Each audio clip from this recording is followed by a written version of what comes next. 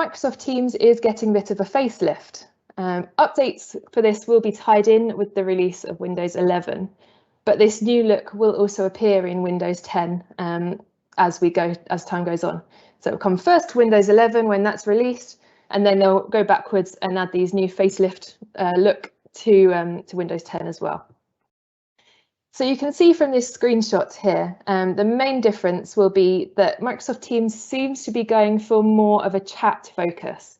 So the icon itself in the bar is changing. It's a little camera in a speech bubble, and there's more of a focus on the chat features themselves.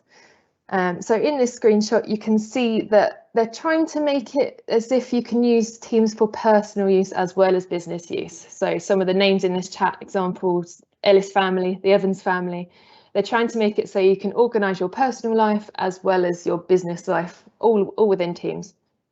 To be honest, that's not how I use it at all at the moment, and I don't know anybody who uses Teams for personal use. So who knows if that will catch on, or if there will be other features that Microsoft adds to Teams to make that more of its purpose. At a glance, that you'll see that some of the most recent group conversations that you've been having will appear in this small pop-up box. And you can then also open the main Microsoft Teams app by clicking at the bottom. The other change to Teams will be that notifications will now appear with inline replies. So this is similar to how meeting requests appear now in the bottom right. You can join a meeting just by clicking a button in the bottom right notification box.